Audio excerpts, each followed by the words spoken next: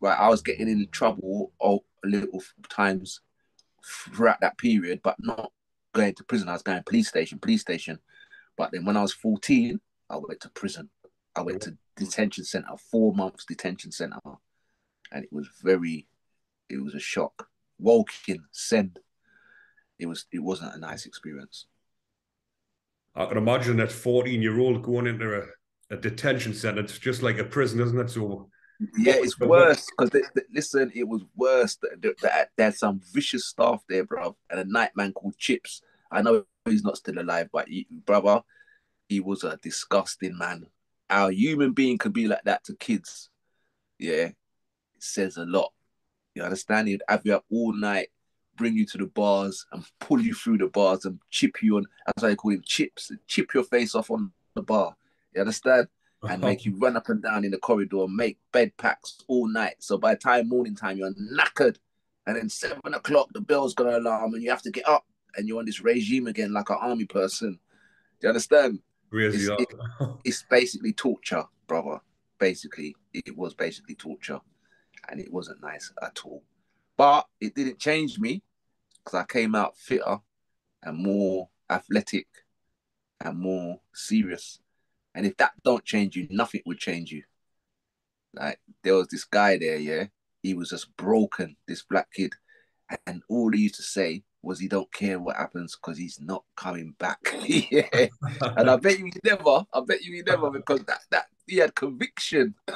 He had conviction. You understand? He said he's not coming back, and you understand? Yeah, he felt the pain. But me, I'm hard of hearing in it, so it obviously wasn't enough. So you would 25, yeah, 25 years before it was enough. have. So when you were in the detention centers, you probably would have met people like you knew from the streets at your own same age, did you? No, there wasn't, because remember, it's all the way in Woking. Right. So you were like So outside of your mostly area. all over the place. All mostly white kids, to be honest, from all over the place. You understand? Local and everywhere else around London, I suppose. Because remember, Woking's on the outskirts of London on the Right. Got M25. you.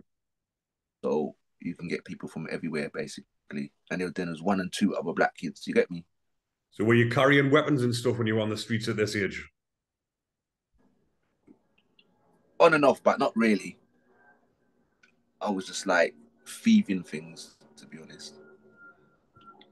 And then after that 4 months, then I got another one. And then I got 6 months. You see the spiral? Yeah, And then getting bigger. starts adding up. You get me? And then by the time I realized about weapons properly and what you could do and how it can benefit you, I was in my 20s, to be honest. And when I did get to realize that, I used it fully because it's psychological uh, benefits. And did you move on to more serious crime at this point then when you got older? It gradually just got more serious as it went on. So from street, from petty thefts to breaking into cars, then to burglaries, then and street robberies, and then after it started getting into real burglaries, rich people's things. So Yeah. when you see the difference of rich people and poor people, and I remember there was this guy, yeah, he was a taxi driver, yeah, and he lived in our old estate, and he said, I won't say his name, but I know he mostly passed away by now. But he was a good man. You get me? He was a good man. He always just a joke with the kids and buy us ice cream and all that. And he knew me from when I was a kid. And when he saw me getting rude and naughty and burgling and all that, he said, "Listen, never shit on your own doorstep." That's what he told me. You Yeah. understand? And I went home and analyzed his words and worked out what he was saying. Yeah. And then we just said, right, we just got one of our artists to rent a car and we put the cushion on the seat because we're too small to drive. Yeah, Yeah, no, yeah. We hit the motorway, you understand? M25, all around Stockbroker's Belt. And we just started smashing all around the Stockbroker's Belt and it was a difference straight away. Do you understand? Because every time you go out there, you're coming back with foreign money, English Irish money, Rolex. All at first, we didn't even we didn't even know the value of some of them stuff. You get me? One guy, we bought some stuff to him, and he had a little jewelers, and then I'm not joking, he gave us £1,100, and we felt like we were millionaires, and that was peanuts to what he got. Because then next, like 2-3 weeks later, the shop moved from that little shop to some big jewelers next door. I'm not joking. Like he made the bag from what we bought him. You get me? So that's what was going on at that stage. Just like, not, when you're young, you don't understand the value of things. Yeah. So when did you first come into contact with guns? And then that was because of this same stockbroker's belt scenario. That's how you could end up with a shotgun and stuff like that now from the burglaries. And then that's how we started to realize the power of them things. Like once I I got one and I pulled it on my cousin. And when I saw the reaction and how he was terrified, I said, yes, this is the one. You understand? Because all you have to do, is use this now. And everyone's going to lean your way. And especially if you don't talk a lot. And you understand? Use the rest of your psychological powers to add that with it. People are going to go along with your argument. And it worked. It did. Everyone. But it's a short journey. It's a short. You might feel invincible. You will feel invincible, and you'll feel on top of the world, and everything's going your way. But it's a short-lived process. In other words, it's not going to last more than 5 years.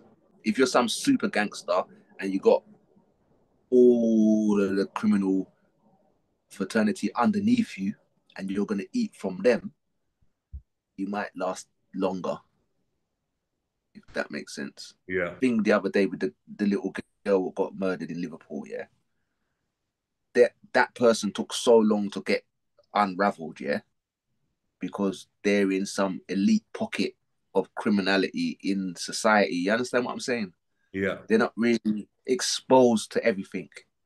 So if you're one of them kind of people, you might last longer. But ultimately, you're going to go to jail because something's going to come along where you have to do something what you didn't plan, and it's going to unravel everything else, if that makes sense. Well, it only ends two ways, doesn't it? That sort of lifestyle, either in prison or dead. That's it. And it's the truth. And there's no other quick fix to life. That's what you need to understand. And any shortcuts won't be manifesting into anything where you can wake up, walk your dogs, drive your car, enjoy yourself day in, day out until God's ready for you. You understand? Yeah. That's what young people need to understand really more than anything else.